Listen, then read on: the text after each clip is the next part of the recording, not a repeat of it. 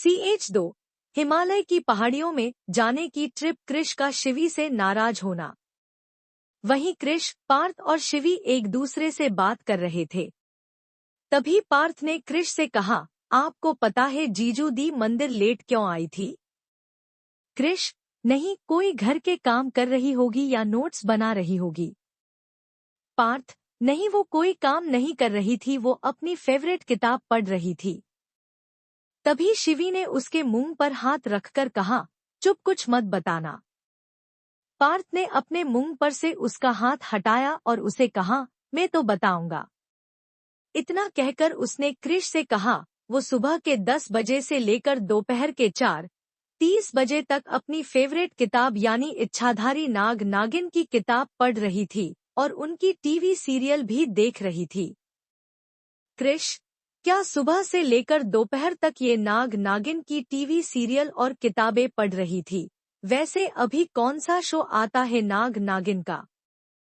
पार्थ, आपको तो पता है न, हमारे इंडिया में इच्छाधारी नागिन की सीरियल में सबसे ज्यादा फेमस सीरियल तो एक ही है और वो है एकता कपूर का नागिन शो, जिसमें इच्छाधारी नागिन अपना इंतकाम लेने के लिए विलेन के घर जाती है और वहां के एक इंसान के साथ शादी करती है और फिर अपने गुनहगारों को मारकर अपने पति के साथ रहती है। तभी शिवी ने कहा, लेकिन नागिन के पार्ट 5 और 6 में इंसान नहीं था, एक में चिल था और दूसरे पार्ट की दूसरी जनरेशन में नाग था। पार्थ, सुना आपने, कितना अच्छे से याद है कि कौन से पार्ट में कौन आता था। शिवी, हाँ, तो मुझे पसंद है तो मैं देखती हूँ और पढ़ती हूँ। तुझे इससे कोई प्रॉब्लम है क्या? तेरा तो कुछ नहीं बिगड़ता ना, तो मुझे क्यों सुना रहा है? पार्थ, मैं आपको सुना नहीं रहा था, मैं तो सिर्फ जीजू को बता रहा था कि आप लेट क्यों हुई। शिवी कुछ कहती उससे पहले कृष ने उन दोनों से कहा, बस अब बंद करो तुम दोनों अपना कोल्ड वॉर, वरना दुनिया का तो पता नहीं, लेकिन मेरा सिर जरूर फट जाएगा। कृष की बात सुनकर पार्थ और शिवी दोनों ही शांत हो गए। तभी शिवी के फोन में एक नोटिफिकेशन आया और उसने वो नोटिफिकेशन देखा और जैसे ही देखा वो खुशी से झूम उठी और कहा, ये।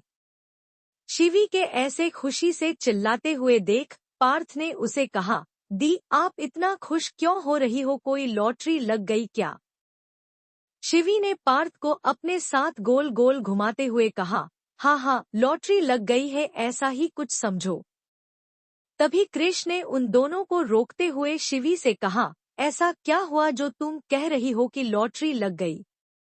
शिवी, कृष, आपको पता है पिछले 1 महीने से हमारी कॉलेज हिमालय की पहाड़ियों में जाने के लिए परमिशन ले रही थी और आज वो परमिशन हमारे कॉलेज को मिल गई है, इसलिए हमारी कॉलेज के स्टूडेंट्स वहां जा सकते हैं और मेरा सपना था कि मैं वहां जिंदगी में एक बार जाऊं, इसलिए अब जब मुझे मौका मिलने वाला है वहां जाने का तो मैं वहां जाकर रहूंगी। तभी वहां मिसेस पारेख आ गई, जिन्होंने ये सारी बातें सुन ली थी। उन्होंने शिवी से कहा, तुम वहां नहीं जा सकती। जैसे शिवी ने ये बात सुनी वो शौक हो गई और मिसेस पारेख के पास गई और कहा, माँ, आप मना क्यों कर रही है? मेरा वहां जाने का बरसों पुराना सपना है और मना कर रही है। मिसेस पारेख, हाँ, मना कर रही हूँ क्योंकि हिमालय की पहाड़ियों में ट्रैवल करना कोई छोटी बात नहीं है।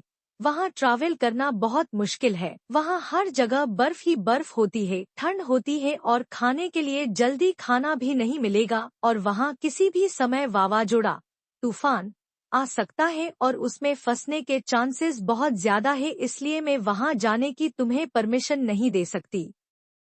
तभी शिवी ने उनको सोफे पर बिठाया और कहा, माँ, अभी गर्मी का मौसम चल रहा है, इसलिए ज्यादा बर्फ वहाँ नहीं होगी और ना ही ज्यादा ठंड होगी और हम अपने साथ गर्म कपड़े भी तो लेकर जाएंगे और मैं अकेली नहीं जा रही हूँ, कॉलेज के बाकी स्टूडेंट्स भी जा रहे हैं और हमारे साथ हमारे प्रोफेसर्स भी होंगे और वो सब खाने की व्यवस्था भी करेंगे, और रही बात खतरे की तो हमारे साथ बहुत सारे गाइड्स भी होंगे जो हमें गाइड करेंगे, इसलिए प्लीज मुझे जाने दीजिए। मिसेस पारेख, नहीं जा सकती तुम, इतना कहकर वो जाने लगी। तभी शिवी ने कृष से कहा, कृष जी, प्लीज आप ही इन्हें समझाइए, शायद आप कहेंगे तो समझ जाएगी। तभी कृष ने शिवी से कहा, आंटी सही कह रही है, तुम्हें वहाँ नहीं जाना चाहिए। शिवी, ये आप क्या बोल रहे हैं? आपको मैंने माँ को समझाने को कहा था ना कि मुझे आपको मेरी साइड लेनी चाहिए और माँ को समझाना चाहिए कि मुझे वहाँ जाने देना चाहिए। इतना कहकर वो कमरे में चली गई। उसके पीछे पीछे कृष भी चला गया। शिवी अपने कमरे के अंदर जाने के बाद दरवाजा बंद करने ही वाली थी कि तभी कृष ने दरवाजा पकड़ लिया और अंदर आ गया। तो शिवी ने उसे इग्नोर किया और बेड पर बैठ गई। कृष ने उसे फिर से समझाते हुए कहा, देखो शिवी, बात को समझो, वहाँ ट्रैवल करना तुम्हारे लिए सेफ नहीं है। तुम्हें वहाँ कुछ भी हो सकता है।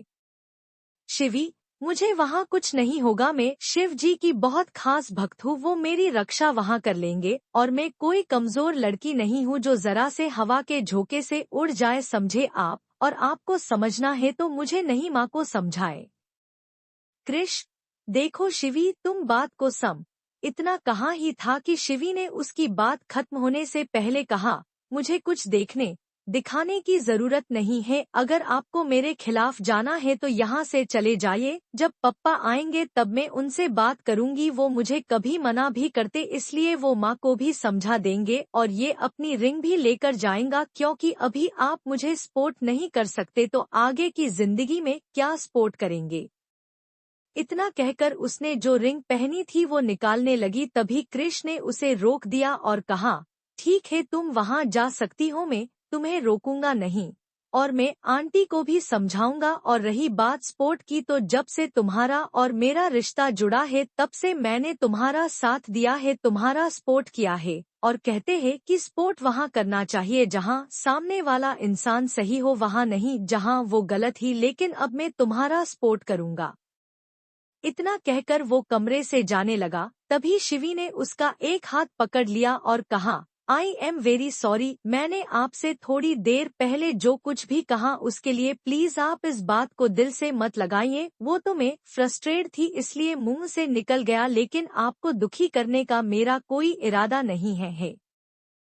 कृष ने उसकी बात का कोई जवाब नहीं दिया और अपना हाथ छुड़ाकर वहां से चला गया। और उसके जाने के बाद शिवी की आंखों में से आंसू निकलने लगे और उसने तोते हुए अपने आप से कहा, आई एम वेरी सॉरी, मैंने आपको और माँ को हर्ट कर दिया, लेकिन मेरा वहाँ जाना जरूरी है क्योंकि जिस चीज का मैं रिसर्च कर रही हूँ वो चीज उसी जगह मिलेगी। सब कहते हैं कि मैंने इच्छाधारी नाग नागिन की किताबें, सीरियल्स और कहानियों के दम पर कहती हूँ कि वह सब होता है, लेकिन हकीकत में ऐसा कुछ नहीं होता, बट ऐसा होता है और वो मैं साबित करके रहूंगी।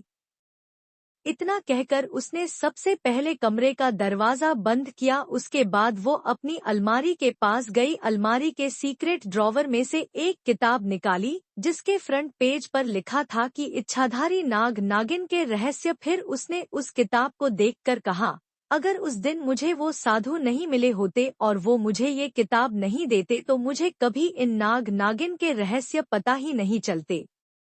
फ्लैशबैक।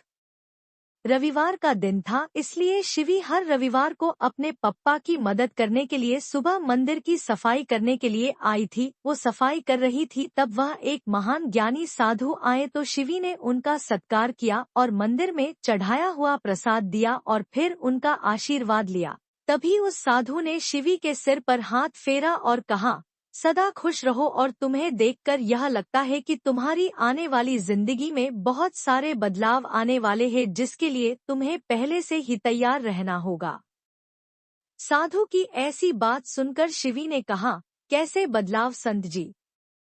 साधु, वो तो मैं नहीं बता सकता, लेकिन इतना जरूर कह सकता हूँ कि उन बदलाव की वजह से तुम्हारी पूरी जिंदगी बदल जाएगी और जो होगा वो तुमने कभी अपने सपने में भी नहीं सोचा होगा।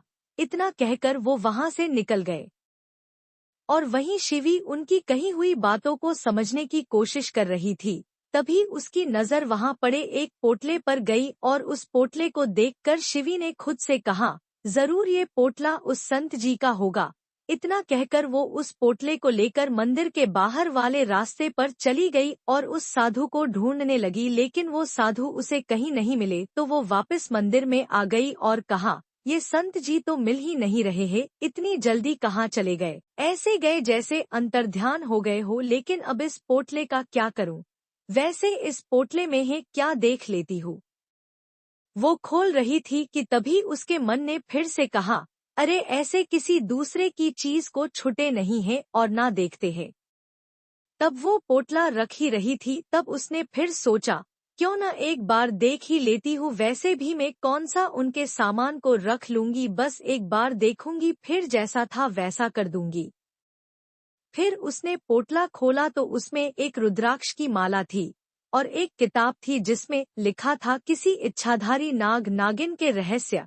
उस किताब का टाइटल पढ़कर शिवी ने किताब खोली और एक पेज पढ़ना शुरू किया जिसमें लिखा था कि हजारों सालों पहले इच्छाधारी नाग नागिन इंसानों के साथ ही रहते थे, लेकिन समय के बहुत सारे बदलाव आए और फिर कलयुग और भी ज्यादा बदलाव आए। इच्छाधारी नाग नागिनों को ये लगा कि अब हमारा यहाँ रहना सही नहीं है, इसलिए उन नाग नागिनों ने अपने रहने की जगह बदल दी और कहा जाता है कि वो नाग नागिन जहाँ रहते हैं उस दुनिया का रास्ता हिमालय की पहाड़ियों में है। ये पढ़कर शिवी आश्चर्यचकित हो गई। Flashback and. वहीं शिवी उस किताब को लेकर खड़ी थी और अपने आप से उसने कहा, मैं अब वहां जाकर रहूंगी और इच्छाधारी नाग नागिन का रहस्य भी जानकार रहूंगी। इतना कहकर उसने वो किताब फिर से सीक्रेट ड्रॉवर में रख दी। तभी वहां किसी ने दरवाजा नॉक किया तो शिवी ने दरवाजा खोला तो उसके सामने उसके पापा खड़े थे। क्या शिवी के माँ पप्पा मान जाएंगे? क्या क्रिश का ऐसे नाराज होना शिवी और उसके रिश्ते की दरार बन जाएगी? Please like,